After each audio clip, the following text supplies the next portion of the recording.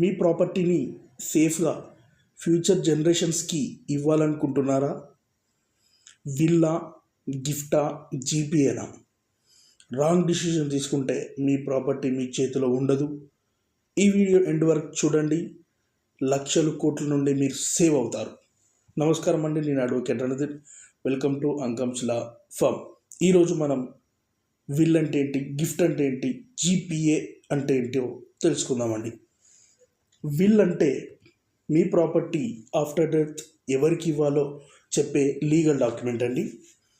మీ life టైంలో మీ control ఉంటుంది. After death మాత్రం ఎవరికి ఇవ్వాలో ఈ విల్ చెబుతుందండి. మీరు ఎవరికి ఇవ్వాలనేది విల్ రాస్తే వాళ్ళకి చెందుతుందండి మీ ప్రాపర్టీ మీ తదనంతరం.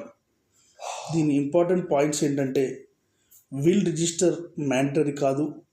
Stamp duty 0 or very low ఉంటుంది. మీ లైఫ్ టైంలో విల్ని క్యాన్సిల్ ఆర్ చేంజ్ చేయొచ్చు. డెత్ తర్వాత మాత్రమే ఈ ఎఫెక్ట్ అనేది పనిచేస్తుందండి. మీరు ఏదన్నా విల్ రాస్తే మీ లైఫ్ టైంలో దాన్ని చేంజ్ చేయొచ్చు, క్యాన్సిల్ చేయొచ్చు. దీనికి 0 స్టాంప్ డ్యూటీ ఉంటుంది, అప్పుడప్పుడు తక్కువ కూడా ఉంటుంది. విల్ రిజిస్ట్రేషన్ చేయాల్సిన పని లేదు. ఈ విల్ అనేది మీ తదనంతరం ఆఫ్టర్ డెత్ మాత్రమే పనిచేస్తుంది. రిస్క్స్ కూడా ఉంటాయండి దీనికి. విల్ కంటెస్ట్ చేయొచ్చు, కోర్ట్ ప్రాసెస్ టైం పడుతుంది. ఇవి రిస్క్ అండి. విల్ అనేది కంటెస్ట్ చేయొచ్చు, కోర్టులో ప్రాసెస్కి టైం పడుతుందండి విల్కి. ఇవి 2 రిస్క్ ఫ్యాక్టర్స్. విల్ ఎవరెవరు చేయొచ్చు? పేరెంట్స్, మల్టిపుల్ చిల్డ్రన్స్కి చేయొచ్చు, ఫ్యామిలీకి చేయొచ్చు. ఇలా ఎవరికంటే వారికి నచ్చిన వారికి విల్ అనేది రాయొచ్చండి తదనంతరం. నెక్స్ట్ పార్ట్, గిఫ్ట్ అంటే ఏంటి? అసలు గిఫ్ట్ డీడ్ అని ఉంటుంది. గిఫ్ట్ అంటే ఏంటి? మీ ప్రాపర్టీ లైఫ్ టైంలోనే వేరే వాళ్ళకి ఇవ్వడం, గిఫ్ట్ ఇవ్వడం అన్నట్టు. అంటే మీరు బతుకున్నప్పుడే మీ ప్రాపర్టీని వేరే వాళ్ళకి గిఫ్ట్ ఇవ్వడం అన్నట్టు. దీని అడ్వాంటేజెస్ అంటే, ఇమ్మీడియట్ ఓనర్షిప్ చేంజ్ అవుతుంది, కోర్టు కేసెస్ తక్కువ ఉంటాయి, రిజిస్టర్డ్ డాక్యుమెంట్ ఉంటుంది. ఎందుకంటే విల్ అనే దానికి మాత్రం ఏ డాక్యుమెంట్ ఉండదండి, రిజిస్ట్రేషన్ ఉండదు. కానీ గిఫ్ట్ డీడ్కి వస్తే గిఫ్ట్ డీడ్ రిజిస్ట్రేషన్ ఉంటుందండి. దీనికి కోర్టు కేసెస్ ఉండవు ఎక్కువ. ఎందుకంటే మనం ఇచ్చేది గిఫ్ట్ కాబట్టి, మనకు నచ్చి మనకి ఇష్టపడి వాళ్ళకి గిఫ్ట్ ఇస్తున్నాం కాబట్టి ఇమ్మీడియట్ ఓనర్షిప్ చేంజ్ కూడా అవుతుందండి. దీనిలో కూడా కొన్ని రిస్క్స్ ఉన్నాయండి. అవి ఏంటంటే, గిఫ్ట్ డీడ్ చేంజ్ చేయడం ఆల్మోస్ట్ ఇంపాసిబుల్ అండి. Once gift deed is done అంతే అండి. చేంజ్ చేయడం మాత్రం ఇంపాసిబుల్. గిఫ్ట్ తీసుకున్న వాడు మారిపోతే, ఇప్పుడు మనం గిఫ్ట్ ఇస్తామండి, వాడు ఇచ్చేటప్పుడు బాగానే ఉంటాడు, ఇచ్చినాక మారిపోతే అమ్ముకోవాలనుకోవచ్చు, తాకట్టు పెట్టుకోవాలనుకోవచ్చు, ఎక్సెట్రా ఇంకేమన్నా చేయొచ్చు. అలాంటి రిస్క్స్ ఉంటాయి. ఇప్పుడు పేరెంట్స్ అయినారు అనుకోండి, పిల్లలకు గిఫ్ట్ ఇస్తారు, అప్పుడు పేరెంట్స్ సఫర్ అయ్యే కేసెస్ కూడా ఉంటాయి.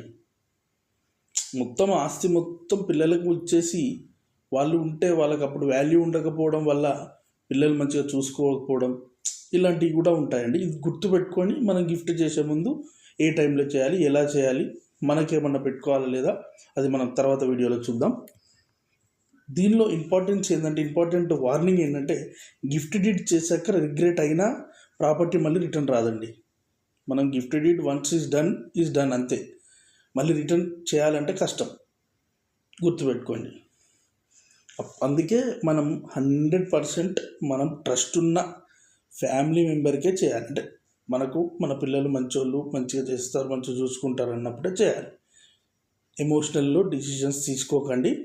మీరు మళ్ళీ తర్వాత చేంజ్ చేయాలనుకుంటే మాత్రం ఆల్మోస్ట్ అది ఇంపాసిబుల్ అండి. అందుకే పర్ఫెక్ట్ డిసిషన్ తీసుకొని గిఫ్ట్ డీడ్ అనేది అమలుపరచాలి, అంటే రిజిస్టర్ చేయాలి పిల్లలకు. చలో, నెక్స్ట్ ఏంటంటే జీపీఏ అంటే జనరల్ పవర్ ఆఫ్ అటార్నీ. మనకు ఒక అపోహ, జీపీఏతో ప్రాపర్టీ అమ్మచ్చా అనేది ఒక అపోహ. కానీ ట్రూత్ అంటే ఏంటిదంటే, జీపీఏ ఓనర్షిప్ కాదండి. జీపీఏ హోల్డర్, కేవలం పర్మిషన్ మాత్రమే అది. గుర్తుపెట్టుకోండి. జీపీఏ అనేది ఓనర్షిప్ కాదు, కేవలం పర్మిషన్ మాత్రమే. సుప్రీంకోర్టు ఏం చెప్పిందంటే జీపీఏ సేల్స్ ఇల్లీగల్ అని చెప్పింది. ఇది గుర్తుపెట్టుకోండి. అందుకే జీపీఏతో ప్రాపర్టీ అమ్మచ్చా అనేది అపోహ. అందులో అదే ట్రూత్ చెప్తున్నా నేను. జీపీఏ సేల్స్ ఇల్లీగల్ అండి. ఇది జీపీఏ అనేది ఓన్లీ పర్మిషన్ మాత్రమే, ఓనర్షిప్ కాదు. అందుకే జీపీఏని మిస్యూజ్ చేయడం కానీ, ఫ్రాడ్ రిజిస్ట్రేషన్ చేయడం కానీ, ఓనర్కి తెలియకుండా ప్రాబ్లమ్స్ తేవడం కానీ ఇట్లా ఉంటాయి. అంటే ఓనర్కి తెలియకుండా మనం అమ్మడం కానీ. జీపీ హోల్డర్ డెత్ అయితే ఆల్మోస్ట్ జీపీఏ క్యాన్సిల్ అయిపోతుందండి. ఇది కూడా ఒక పాయింట్. జీపీఏ ద్వారా రిజిస్టర్ అయిన డాక్యుమెంట్ ఒకవేళ జీపీఏ హోల్డర్ డెత్ అయిపోతుంది. జీపీఏ హోల్డర్ అంటే ఆ జీపీఏ హోల్డర్ ఎవరైతే ఉన్నారో వాళ్ళు చనిపోతే ఆ జీపీఏ ఆటోమేటిక్గా క్యాన్సిల్ అయిపోతుంది. జనరల్ పవర్ ఆఫ్ అటార్నీలో ఇది ఒక పాయింట్. అందుకే జీపీఏ అనేది ఓనర్షిప్ కాదు, కేవలం పర్మిషన్ మాత్రమే. అందుకే జీపీఏతో రిజిస్టర్ చేసుకున్నాము అని సంబరంగా ఉంటుందండి. జీపీఏ హోల్డర్ చనిపోయింది అనుకోండి, జీపీఏ డాక్యుమెంట్ మొత్తం క్యాన్సిల్ అయిపోతుంది ఆటోమేటిక్గా. గుర్తుపెట్టుకోండి, దానికి పెద్ద వాల్యూ ఉండదు. ఓకేనా. నెక్స్ట్, ఇప్పుడు విల్ అంటే గిఫ్ట్ అంటే ఏంటి, విల్ అంటే ఏంటి, జీపీఏ అంటే ఏంటి, మనం అన్నీ తెలుసుకున్నాం. దీని ఫ్యూచర్స్ అంటే ఎలా ఉంటుంది అనేది చూద్దాం మనం. ఇప్పుడు ఓనర్షిప్కి వచ్చింది అనుకోండి, విల్ ఎప్పుడు చేస్తాము ఓనర్షిప్? After death. గిఫ్ట్కి వచ్చేసరికి ఇమీడియట్ ఎప్పుడైనా చేయొచ్చు. జీపీఏ లేదు, జీపీఏకు అలాంటి హక్కులు లేవు.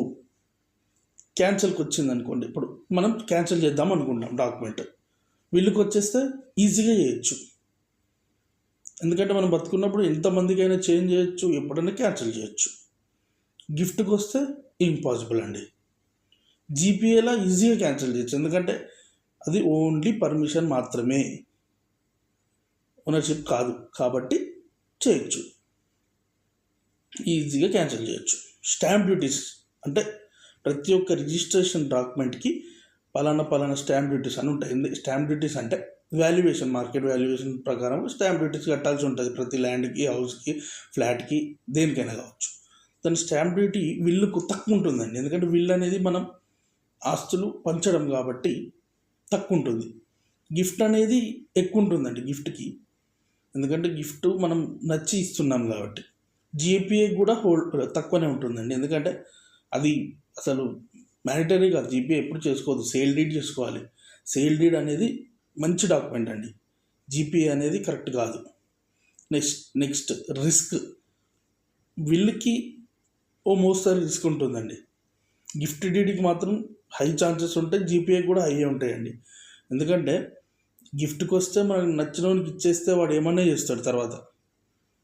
జీపీఏ కూడా అంతే. ఇప్పుడు జీపీఏ వాళ్ళు చనిపోతే జీపీఏ డాక్యుమెంట్ వ్యాలిడే కాదు, ఆటోమేటిక్గా క్యాన్సిల్ అయిపోతుంది. కాబట్టి ఇందులో రిస్క్ ఫ్యాక్టర్స్ చెప్పాను మీకు. ఓనర్షిప్ వీటిలలో ఎలా ఉంటుంది ఓనర్షిప్, ఒకవేళ డాక్యుమెంట్ క్యాన్సిల్ అయితే విల్లులో ఎలా ఉంటుంది, గిఫ్ట్లో ఎలా ఉంటుంది, జీపీఏలో ఎలా ఉంటుంది చెప్పాను. స్టాంప్ డ్యూటీస్ ఎలా ఉంటాయి గిఫ్ట్లో, విల్లులో ఎలా ఉంటాయి, జీపీఏలో ఎలా ఉంటాయి చెప్పాను. రిస్క్ ఫ్యాక్టర్స్ కూడా చెప్పాను ప్రతి దాంట్లో, విల్లులో, గిఫ్ట్లో, జీపీఏలో. కొంచెం మీరు చూసుకొని చేసుకోండి. ఫైనల్ అడ్వైస్ నాది ఏంటంటే, మీ సిచ్యువేషన్ డిఫరెంట్, మీ సొల్యూషన్ డిఫరెంట్. బ్లైండ్గా డిసైడ్ కాకండి. లీగల్ అడ్వైస్ తీసుకోకుండా డిసిషన్ తీసుకోకండి. ఓకేనా. లైక్ చేయండి, సబ్స్క్రైబ్ చేయండి, కామెంట్లో మీ డౌట్ ఏమన్నా ఉంటే అడగండి, బెల్ ఐకాన్ కొట్టండి. Thank you.